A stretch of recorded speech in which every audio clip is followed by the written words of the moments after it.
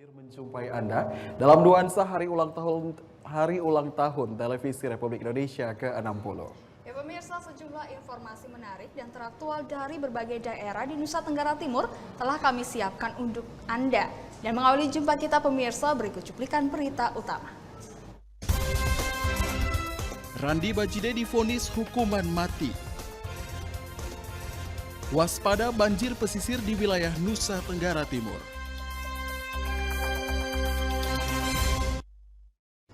Ya pemirsa, cuplikan berita utama tadi akan kami rangkai dengan sejumlah informasi menarik dan teraktual lainnya. Bersama saya Junet Kapitan. Ya dan saya Fetinit Bani, inilah Nusa Tenggara Timur hari ini selengkapnya untuk Anda.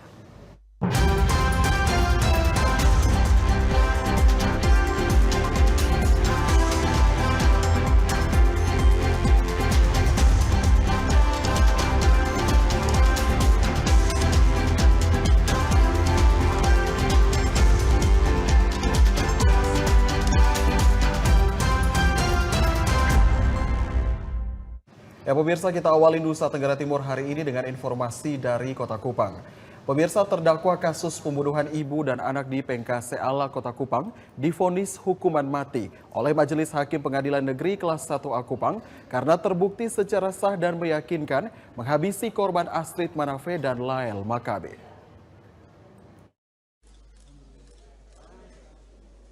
Sidang kasus pembunuhan ibu dan anak di Pengkase Ala Kupang memasuki agenda putusan.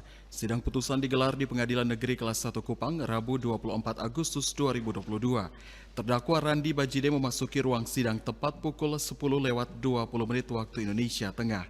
Terdakwa Randi Bajide menggunakan baju warna putih, rompi orange dengan tulisan tahanan kejaksaan nomor 16, celana panjang warna hitam dan masker biru.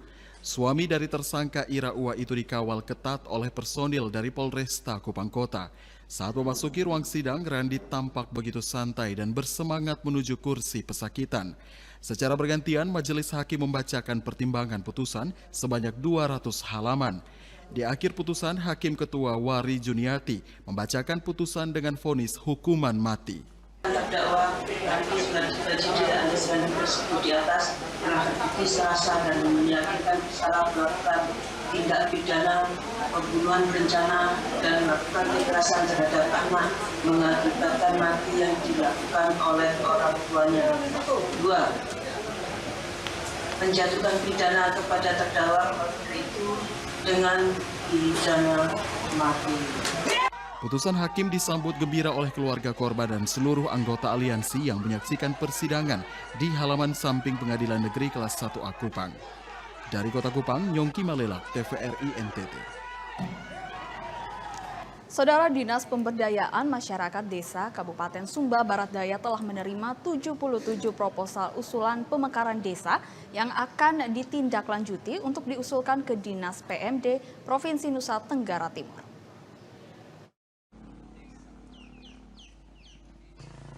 Semangat masyarakat Sumba Barat Daya untuk melakukan pemekaran desa sangat tinggi. Sejumlah panitia pemekaran desa terus melakukan perbaikan atas proposal usulan pemekaran desa yang diusulkan oleh masyarakat.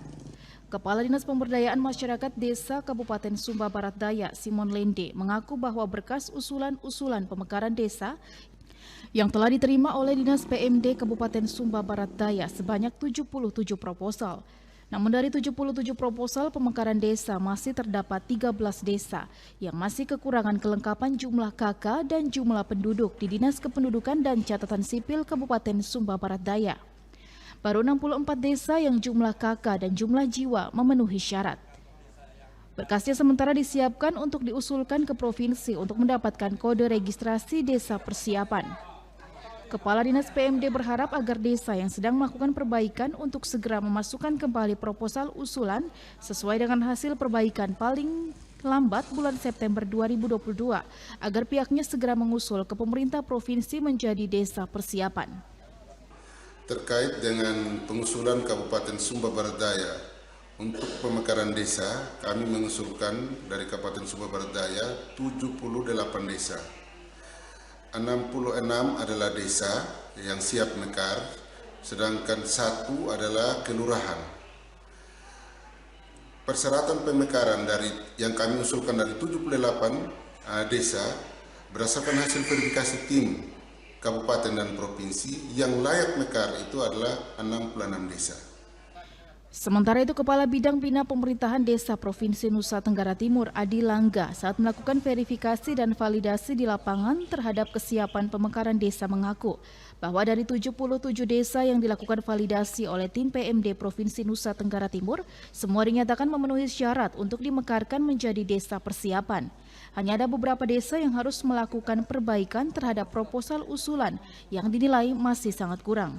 Menurut kami yang layak itu menurut secara garis besar 75. Ada 2 calon desa pemekaran itu belum layak karena ternyata ada beberapa masyarakat yang tidak menyetujui. Nah, yang tidak menyetujui itu yang menurut kami untuk sekarang belum layak. Nah, yang sudah layak menurut kami itu adalah karena layak itu belum 100%, jadi harus melengkapi dokumen-dokumen yang sesuai dengan Permendagri nomor 1 2074 itu harus dilengkapi. Dari Kabupaten Sumba Barat Daya, Freddy Ladi, TVRI NTT. Ya pemirsa, memasuki musim kemarau, Perum Bulog semakin memperkuat ketahanan pangan dengan membeli padi petani lokal untuk dapat dijadikan sebagai cadangan pangan, sekaligus merupakan langkah untuk meningkatkan pendapatan ekonomi petani di daerah.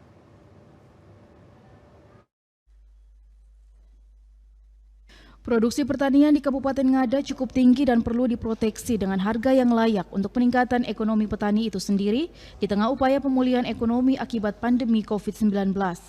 Perum Bulog Kanwil Nusa Tenggara Timur melakukan kerjasama dengan Pemda Ngada dalam pemasaran komoditi pertanian.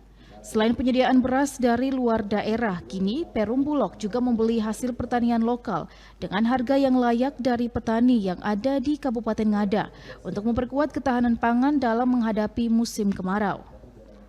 Beras lokal akan dikonsentrasikan untuk kebutuhan ASN yang ada di Kabupaten Ngada agar terjadi perputaran uang yang signifikan di Kabupaten Ngada yang berdampak langsung terhadap pertumbuhan ekonomi masyarakat dan perbaikan pendapatan keluarga petani. Pimpinan Perum Bulog Kanwil NTT, Muhammad Alexander menjelaskan, kerjasama ini mencakup upaya perlindungan terhadap ketersediaan pangan di Kabupaten Ngada, sehingga masyarakat tidak perlu cemas akan cadangan pangan dengan harga terjangkau dalam melewati masa paceklik nanti. Nah, untuk di Kabupaten Ngada sendiri, kita punya kantor cabang, kantor cabang Bulog Bajawa yang membawai 2 kabupaten, yaitu Kabupaten Ngada, Ngagekeo, 2 kabupaten, dengan kita memiliki gudang sebanyak 4 unit dengan kapasitas 3.500. Nah, stoknya saat ini cukup banyak, ada 2.800 ton. Nah, stok ini tentunya sangat cukup dalam rangka untuk menghadapi menjelang musim paceklik. Muhammad Alexander merasa optimis penandatanganan kerjasama ini merupakan babak baru keberadaan Perum Bulog yang hadir di tengah masyarakat untuk menjaga kestabilan harga pangan dan berupaya agar daya beli masyarakat tetap terjaga dengan baik khususnya di masa paceklik nanti. Dari Kabupaten Ngada, Lexi Nunu, TVRI NTT. Sementara itu, saudara, persoalan air bersih di Kabupaten Malaka masih menjadi masalah serius yang harus segera diselesaikan.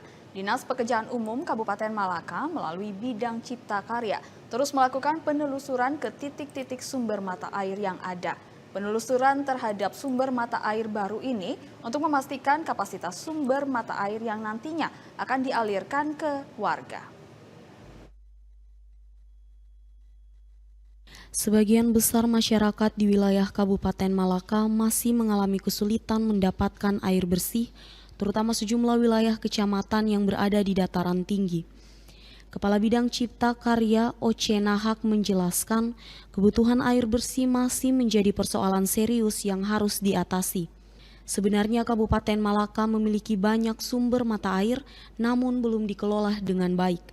Tim dari Dinas Pekerjaan Umum telah melakukan survei di semua kecamatan dan desa untuk mendata dan mengecek semua sumber mata air yang ada di wilayah Kabupaten Malaka. Kesulitan yang dialami saat ini hanya pada pengelolaan air bersih karena belum adanya unit pelaksanaan teknis daerah UPTD agar bisa mengelolanya secara terstruktur. Untuk tahun 2021, pihak telah mendata sumber mata air menggunakan dana alokasi khusus atau DAK di 5 desa, yakni Desa Kanamasa, Botin Maemina, Desa Nanin, Main, dan Desa Niti.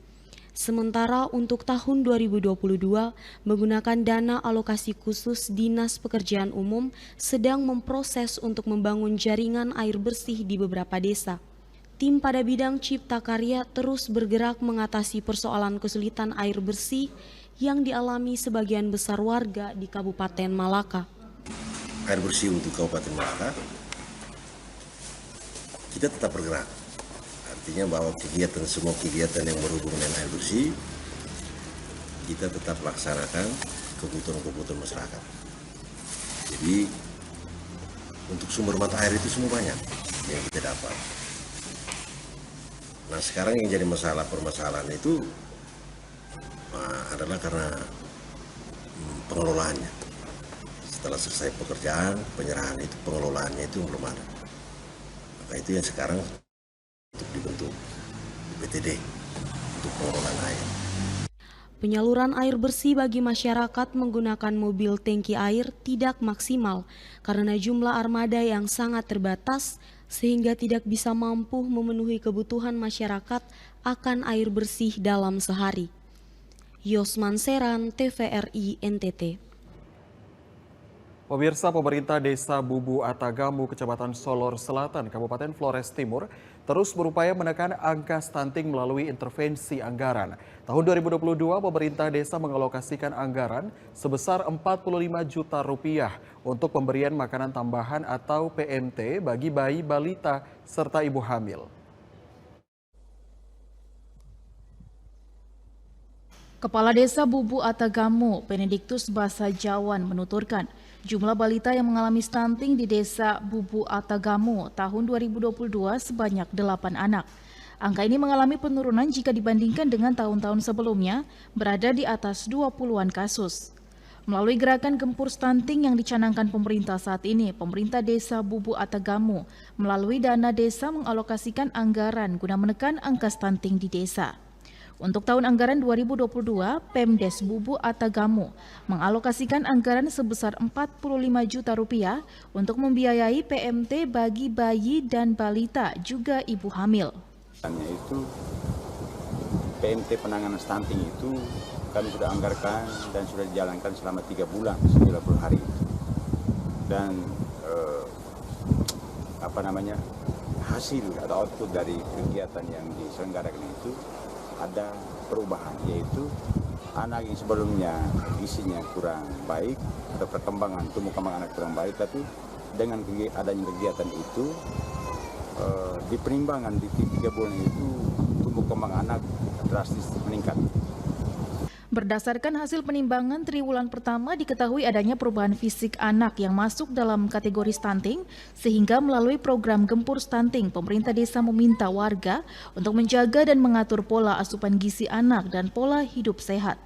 Selain itu, Pemdes terus memberikan edukasi kepada masyarakat di desa sebagai upaya menekan angka stunting demi mewujudkan generasi emas Desa Bubu Atagamu di masa mendatang. Dari Kabupaten Flores Timur, Patman Werang, TVRI NTT. Ya, saudara, merujuk pasien dari 2 puskesmas di Pulau Semau ke rumah sakit yang memadai di Kota Kupang memiliki kesulitan tersendiri dan membahayakan karena harus menggunakan perahu tradisional untuk menyeberang ke Kota Kupang. Kondisi ini sudah berlangsung lama karena kedua puskesmas ini tidak memiliki sarana kapal yang memadai untuk merujuk pasien ke rumah sakit yang ada di Kota Kupang.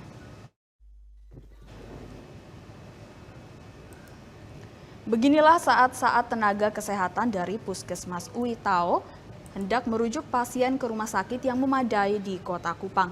Pasien dimuat menggunakan kendaraan roda 4 seadanya ke pelabuhan, kemudian dengan susah payah tenaga kesehatan bersama keluarga pasien menaikkan pasien ke atas perahu tradisional untuk diseberangkan ke pelabuhan Tenau. Pemandangan seperti ini kerap terjadi di Pulau Semau dan dialami oleh tenaga kesehatan dari Puskesmas Uitao, Kecamatan Semau, dan Puskesmas Akle, Kecamatan Semau Selatan. Merujuk pasien menggunakan perahu tradisional memiliki kesulitan tersendiri dan membahayakan, terutama saat cuaca buruk karena kedua puskesmas tidak memiliki sarana kapal penyeberangan yang memadai. Apalagi dilakukan secara mendadak atau tidak direncanakan, sehingga tidak sesuai dengan jadwal penyeberangan angkutan sungai, danau, dan penyeberangan atau ASDP. Bahkan rujukan pasien seperti ini juga sering terjadi pada malam hari. Karena itu perlu perhatian khusus dari pemerintah, baik itu pemerintah Kabupaten Kupang dan pemerintah Provinsi Nusa Tenggara Timur untuk menyediakan transportasi laut yang memadai untuk merujuk pasien ke Kota Kupang.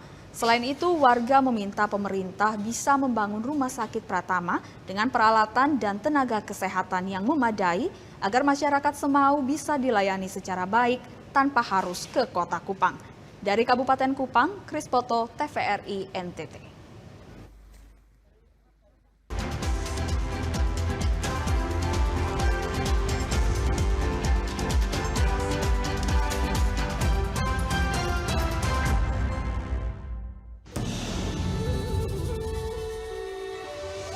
Ribuan suku dan bahasa, warna-warni budaya.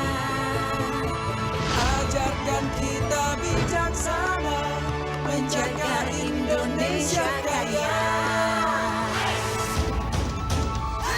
Ayo tenang kita bersyukur, rakyat terus bersatu padu. Pemerintah yang adil dan jujur, pimpin negaraku maju. Ayo mama, jangan mama rabeta. Dia cuma pegang peta. Ayo mama, jangan mama rabeta. Lah orang muda punya biasa. Sip bantu mari kami joget sama di kota Minamari. Sibang bangkan jua-jua, sibang bangkan jua-jua.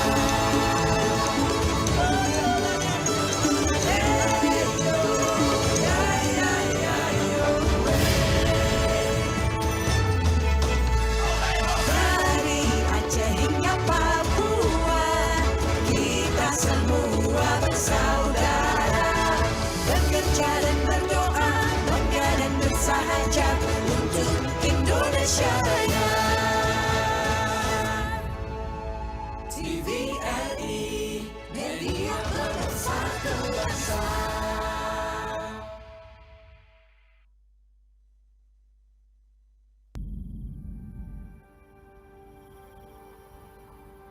Indonesia, negeri dengan sejuta pesona.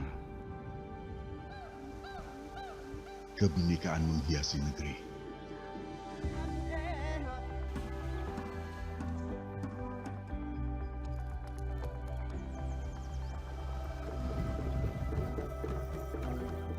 Indonesia, janji kami padamu untuk mempersatukan negeri melalui tayangan terbaik untuk pewarismu. Selanjutnya, agar semuanya tetap terjaga demi masa depan generasi yang lebih baik.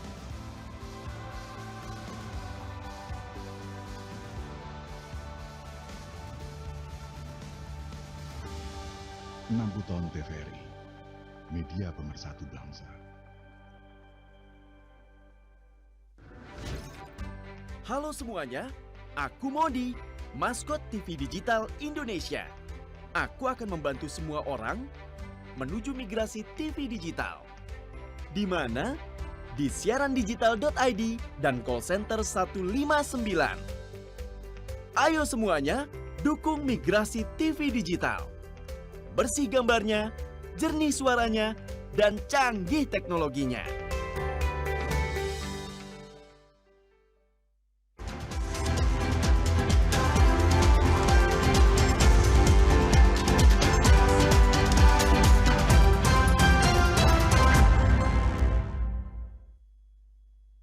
Ya pemirsa, terima kasih Anda masih bersama kami di Nusa Tenggara Timur hari ini. Kita ke informasi berikutnya, pemirsa. Polresta Kupang Kota terus menggalakkan vaksinasi bagi warga Kota Kupang. Kali ini vaksinasi dikhususkan bagi anak usia 6 hingga 11 tahun di tingkat sekolah dasar. Selain memberikan pelayanan vaksinasi bagi masyarakat umum hingga tingkat RT, tim vaksinator Polresta Kupang Kota mulai menyasar anak-anak sekolah dasar. Kasidokes Polresta Kupang Kota Ibtu Daud Besi menjelaskan, kegiatan vaksinasi ini merupakan instruksi dari Kapolresta Kupang Kota, Kombes Pol Risian Krisna Budiaswanto. Kegiatan ini dilakukan untuk memberikan perlindungan bagi anak-anak selama masa pembelajaran tatap muka. Vaksinasi yang disiapkan sebanyak 20 vial vaksin Pfizer, 30 vial vaksin jenis Sinovac, dan vaksin booster. Sebelumnya kami dari klinik Polresta Kupang Kota, kebetulan saya ketua tim vaksinator dari klinik Kupang Kota, bersama tim memilih sekolah karena bertepatan dengan tahun ajaran baru. Tahun ajaran baru yang mana anak SD, umurnya anak 7 tahun, kami mencari untuk vaksin 1 dan vaksin kedua. Kepala SD Negeri 1 Perumnas Serlina Wila menyampaikan apresiasi dan terima kasih kepada Polresta Kupang Kota yang sudah membantu sekolahnya dalam percepatan vaksinasi COVID-19. Kepada Polresta Kota Kupang yang sudah melaksanakan vaksin di tempat ini, khususnya SD Perumnas 1. Oleh karena itu, kami peserta di sini baik Bapak Ibu guru maupun anak-anak sangat mendukung, mengapresiasi untuk kegiatan ini sehingga kami yang sudah melaksanakan KBM 100% ini tidak merasa takut untuk COVID yang sudah menyerang. Kegiatan vaksinasi yang digelar oleh Polresta Kupang Kota untuk Kelurahan Nevonaek sudah berlangsung lebih dari 1 minggu. Kegiatan ini terus dilakukan di semua kelurahan di Kota Kupang hingga semua warga mendapatkan pelayanan vaksinasi secara lengkap. Dari Kota Kupang, Nyongki Malelak, TVRI NTT.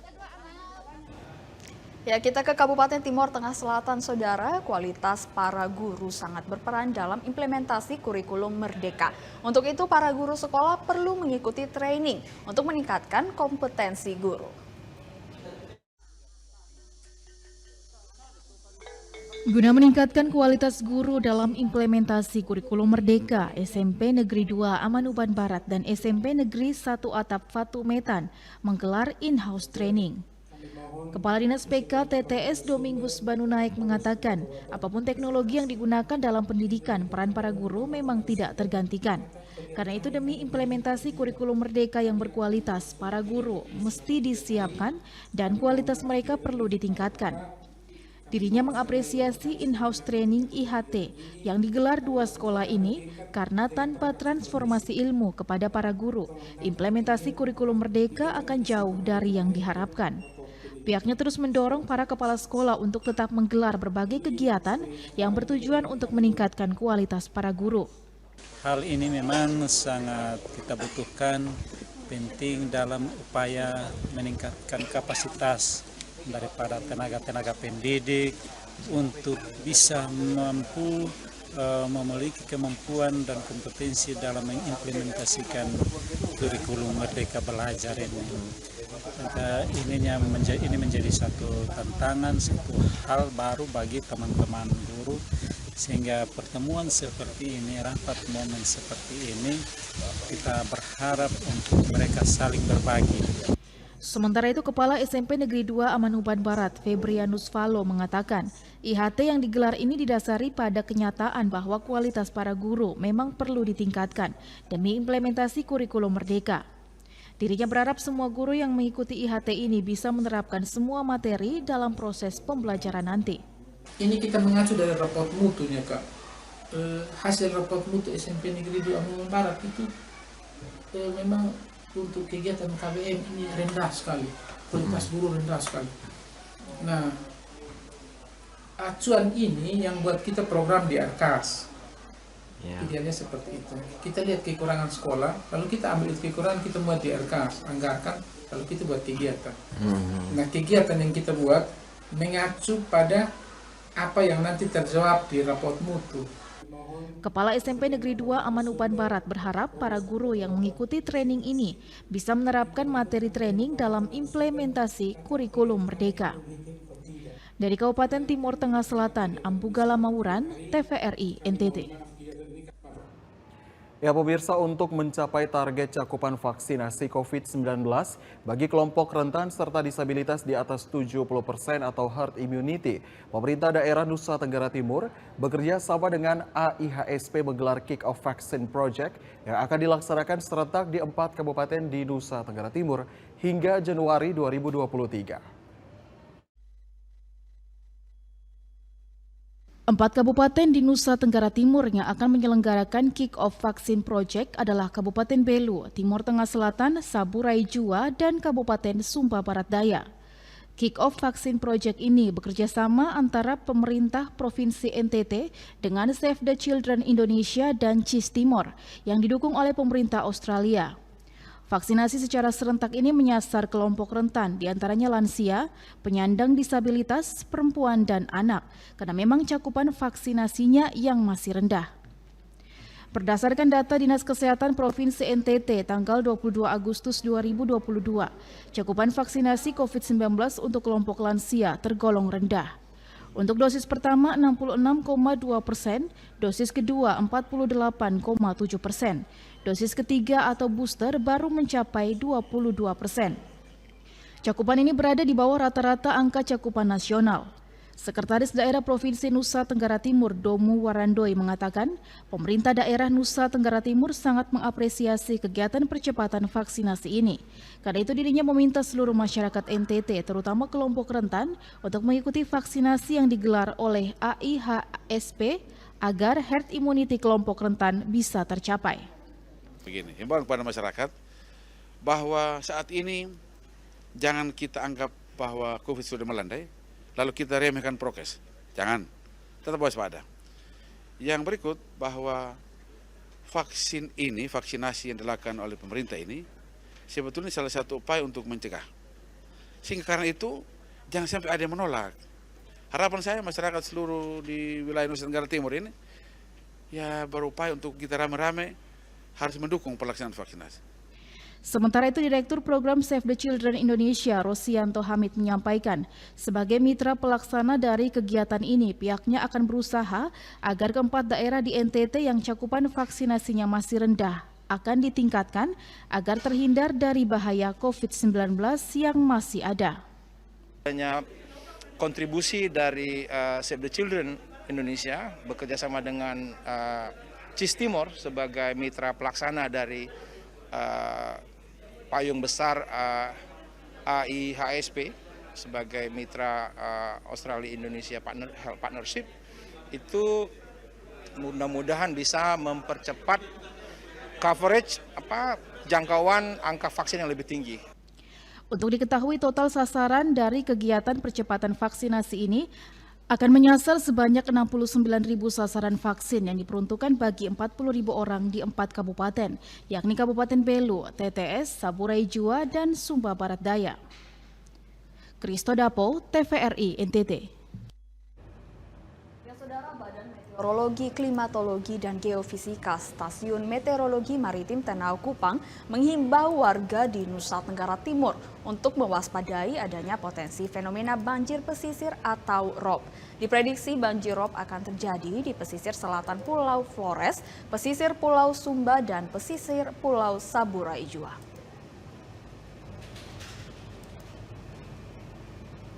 BMKG Stasiun Meteorologi Maritim Tenau Kupang memberikan peringatan dini kepada masyarakat NTT, terutama warga yang tinggal di pesisir pantai untuk mewaspadai banjir rob. Banjir pesisir adalah peristiwa naiknya permukaan air laut ke daratan pesisir pantai yang disebabkan oleh laut pasang atau curah hujan yang tinggi, kemudian menyebabkan daerah di sekitarnya tergenang oleh air laut. Berdasarkan rilis dari BMKG Stasiun Meteorologi Maritim Tenau Kupang, banjir pesisir dipicu adanya fenomena fase bulan baru yang terjadi pada tanggal 27 Agustus 2022, maka berpotensi menyebabkan terjadinya peningkatan ketinggian pasang air laut maksimum yang lebih signifikan daripada biasanya. Pasang maksimum air laut diprediksi akan berlangsung mulai besok tanggal 25 hingga 26 Agustus 2022. Sementara wilayah yang akan terimbas banjir rob yakni di pesisir selatan Pulau Flores, pesisir Pulau Sumba, dan pesisir Pulau Saburai Jua. Banjir pesisir atau rob dapat berdampak pada terganggunya transportasi di sekitar pelabuhan dan pesisir, aktivitas petani garam, perikanan darat, serta kegiatan bongkar muat di pelabuhan. Masyarakat yang bermukim di pesisir selatan Pulau Flores, pesisir Pulau Sumba, dan pesisir Pulau Saburai Jua diimbau untuk selalu waspada dan siaga untuk mengantisipasi dampak dari pasang maksimum air laut serta memperhatikan update informasi cuaca maritim dari Badan Meteorologi, Klimatologi, dan Geofisika Stasiun Maritim. Tim Liputan TVRI NTT. Ya pemirsa, angka kunjungan wisatawan ke Taman Nasional Komodo Labuan Bajo meningkat drastis. Sebelumnya sempat menurun akibat adanya wacana kenaikan tiket sebesar Rp3.750.000.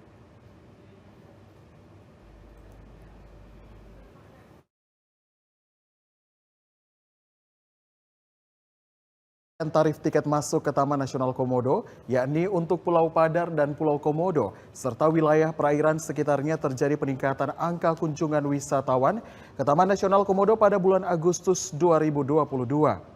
Berdasarkan data dari Balai Taman Nasional Komodo, tercatat ada 13.511 kunjungan wisatawan atau mengalami peningkatan. Kunjungan wisatawan ke Taman Nasional Komodo ini didominasi oleh wisatawan Nusantara. Rata-rata perharinya berada pada angka 500 kunjungan. Sementara untuk wisatawan mancanegara berada di angka 400 kunjungan per hari. Dari Manggarai Barat, Alexandro Hatol, TVRI NTT.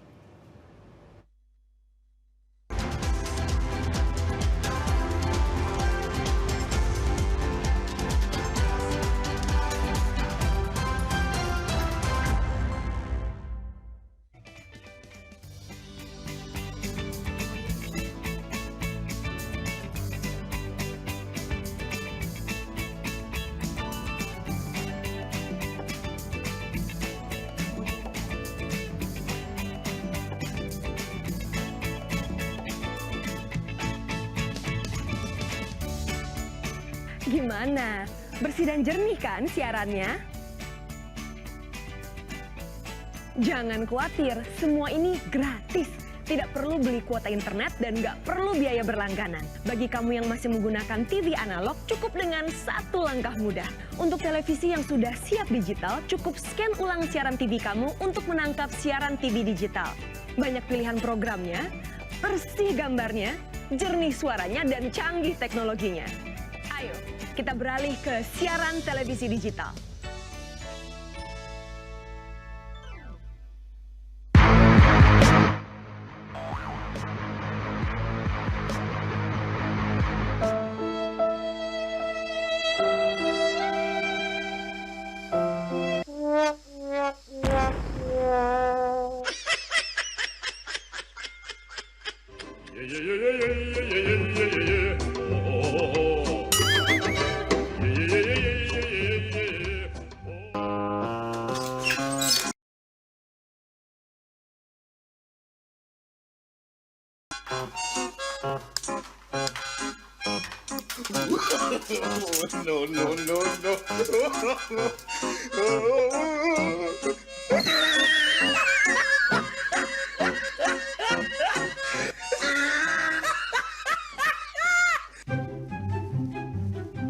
Makanya, beli set-top box yang sudah bersertifikasi Kominfo.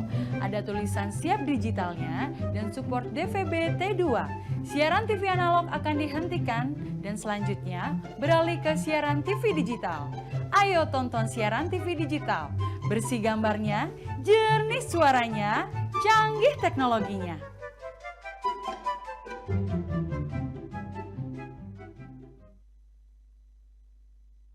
Halo Sobat Digital, di daerahmu sudah ada sinyal TV digital belum? Ini cara mengetahui jangkauan siaran TV digital di daerah kamu.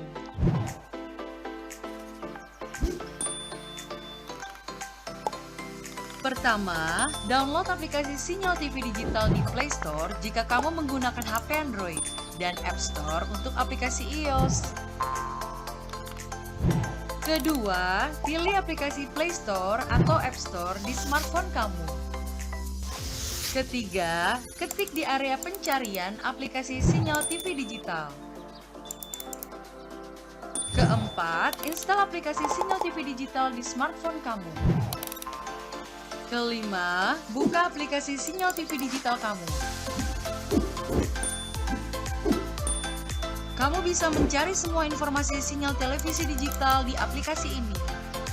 Ketik daerah kamu di area pencarian, otomatis aplikasi ini memberikan informasi apakah sudah ada sinyal siaran televisi digital di daerah kamu.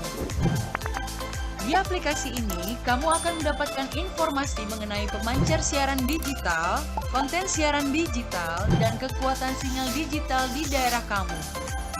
Selamat mencoba Sobat Digital!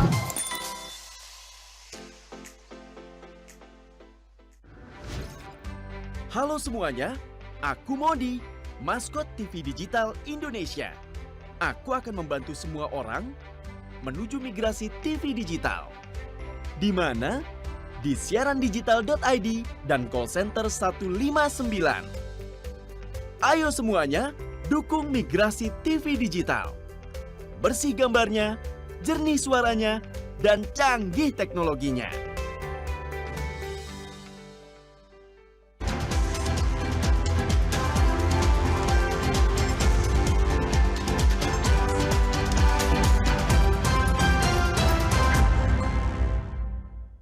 Ya, terima kasih pemirsa, Anda masih bersama kami di Nusa Tenggara Timur hari ini. Ya, kita ikuti informasi selanjutnya. Ratusan hektar lahan di Labuan Bajo, Kabupaten Manggarai Barat, Nusa Tenggara Timur terbakar. Kebakaran diduga akibat cuaca ekstrim yang melanda Nusa Tenggara Timur pada bulan Agustus.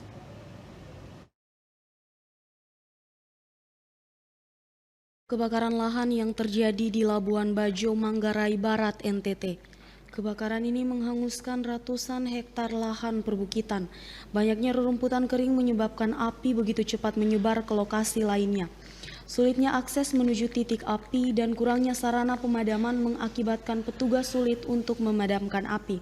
Beruntung sebagian titik sumber api berhasil dipadamkan sekitar pukul 13.00 waktu Indonesia bagian tengah, dibantu petugas gabungan dari Satuan Polisi Pamong Praja, aparat TNI Polri, serta karyawan hotel sekitaran lokasi kebakaran. Sementara itu, Badan Meteorologi, Klimatologi, dan Geofisika Nusa Tenggara Timur telah mengeluarkan himbauan bahwa 90% wilayah Nusa Tenggara Timur pada bulan Agustus ini dilanda kekeringan dan angin kencang, sehingga berpotensi terjadinya kebakaran hutan dan lahan. Jadi sudah ada peringatan dini dari BMKG, untuk seluruh wilayah di wilayah NTT. Seluruh wilayah di wilayah NTT pada bulan Agustus ini hampir 90%-nya itu dalam kondisi kering. Hampir 90% dalam kondisi kering serta disertai dengan angin kencang, karena dimana kita ketahui bahwa pada saat bulan Juni, Juli, Agustus itu aktifnya monsun timur atau monsun Australia, di mana terjadi angin kencang disertai dengan kondisi udara yang kering, sehingga itu sangat mudah menyebabkan kebakaran hutan atau kebakaran lahan. Dikhawatirkan apabila terjadi kebakaran lanjutan dapat menghambat aktivitas penerbangan Bandara Udara Komodo Labuan Bajo karena lokasi kebakaran sangat dekat dengan area lintasan bandara. Dari Manggarai Barat, Alexandro Hatol, TVRI NTT. Masih dari Manggarai Barat, pemirsa, salah satu stasiun pengisian bahan bakar umum atau SPBU di Labuan Bajo, Kabupaten Manggarai Barat, menjual BBM bercampur air. Akibatnya sejumlah kendaraan roda 2 dan 4 warga, roda 2 dan 4 milik warga yang sempat mengisi BBM jenis Pertalite di SPBU tersebut mogok.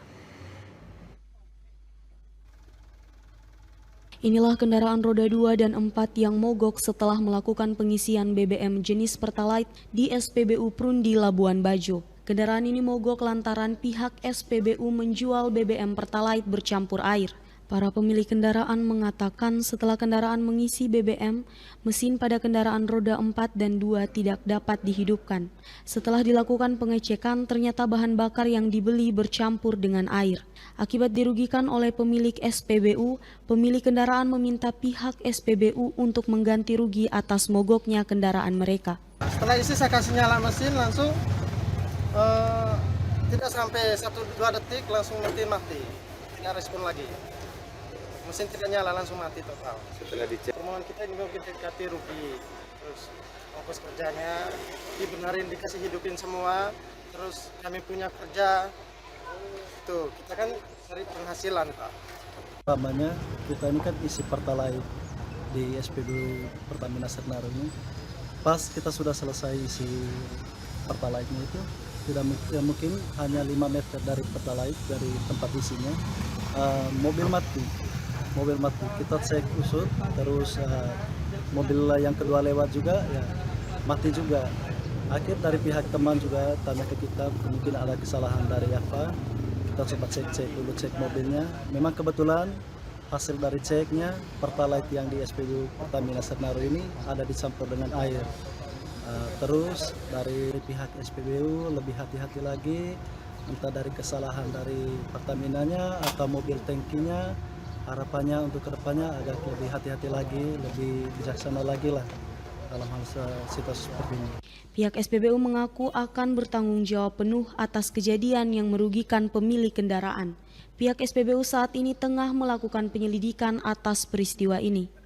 Meskipun maaf, ini semua ketidaksengajaan karena kita pikir ya ini Pertalite murni, kita pikir itu sama-sama. Tetap SPBU tanggung jawab, oke, keluarga dalam tanggung jawab juga untuk mengisi kembali SPBU. Itu resiko dari suatu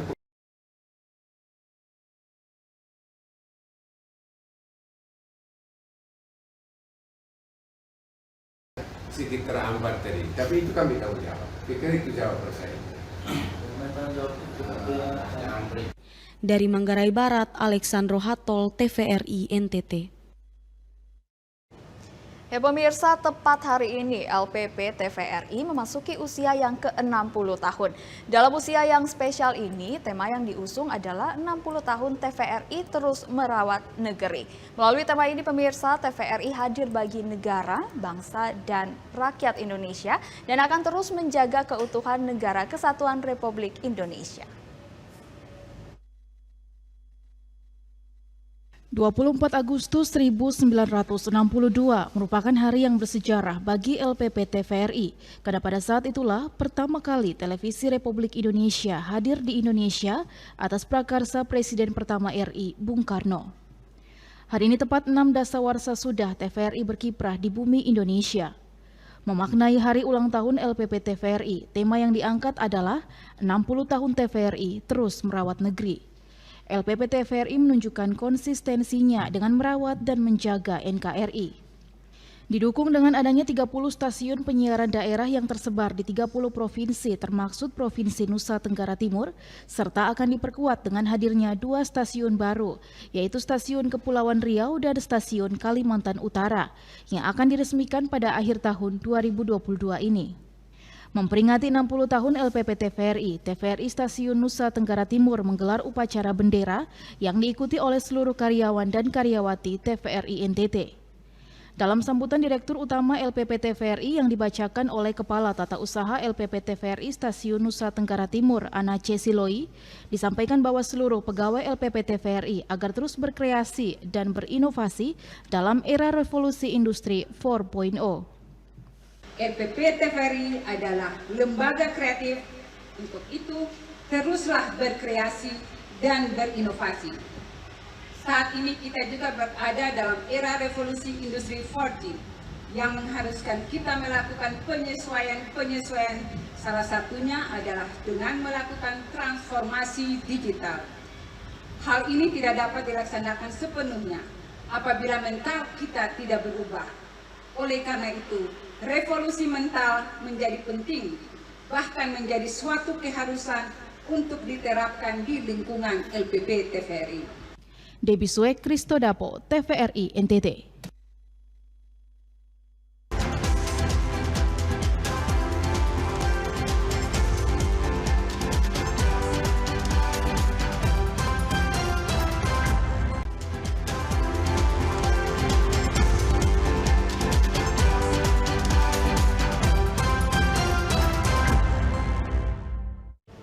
Terima kasih Anda masih bersama kami di Nusa Tenggara Timur hari ini.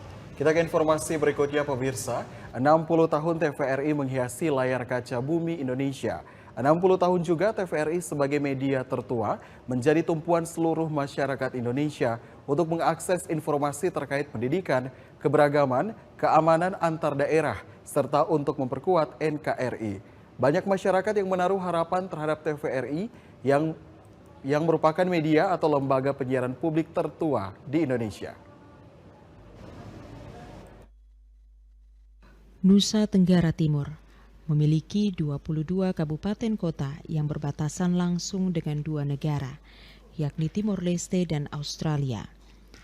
Tentunya TVRI yang berada di Indonesia bagian timur, tepatnya di Nusa Tenggara Timur, menjadi bingkai pemersatu, termasuk masyarakatnya yang heterogen dan berbatasan langsung dengan 2 wilayah negara yang rawan terhadap isu keamanan. Hal ini menjadi harapan masyarakat Nusa Tenggara Timur, di mana TVRI terus mengawal dan menjadi penjaga NKRI di bumi Flobamora, serta terus menggelorakan semangat nasionalisme dan cinta tanah air. Perjalanan 60 tahun bukan perjalanan singkat, dan TVRI secara nasional dan sekarang lokal mampu membawa informasi baik skala nasional, skala dunia, dan terutama skala lokal Nusa Tenggara Timur. Menurut saya TVRI punya peranan yang sangat besar, tidak hanya mempersatukan bangsa Indonesia, tapi juga mempersatukan dengan negara tetangga.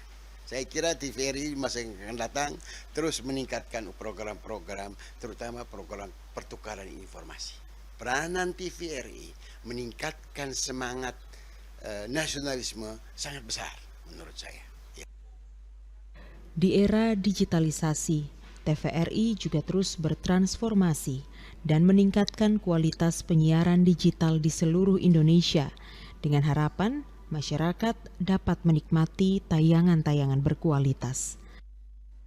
Masyarakat terus berharap melalui TVRI mereka dapat menerima siaran-siaran yang berkualitas, inovatif, dan dapat diakses di seluruh pelosok daerah. Oleh karena itu, dalam rangka 60 tahun ini, kita jadikan momen untuk kebangkitan TVRI, misalnya bagaimana bekerja sama, ya, berjejaring dengan media sosial, supaya semua pesan, informasi, semua hiburan, semua fungsi televisi Republik Indonesia seperti yang dulu kembali kepada publik, ya, menuju ke publik melalui media sosial. Itu harapan ke depan, karena akan terjadi digitalisasi juga di TVRI. Semoga TVRI terus maju, terus berkembang, terus menjadi corong informasi bagi rakyat Indonesia, dan TVRI tetap menjadi media pemersatu bangsa. Terima kasih banyak kami ucapkan kepada TVRI yang selama ini sudah memberikan kontribusi baik di daerah Nusa Tenggara Timur maupun secara nasional, di mana rakyat dapat menerima berbagai informasi dan salah satunya melalui saluran televisi Republik Indonesia. Selamat memasuki 60 tahun TVRI yang akan terus menjadi harapan seluruh masyarakat Indonesia. TVRI media pemersatu bangsa. TVRI media pemersatu bangsa. TVRI media pemersatu bangsa. Teruslah menjadi media yang berkualitas untuk mendidik bangsa, serta menjadi wadah pemersatu keberagaman dan menjaga wibawa NKRI.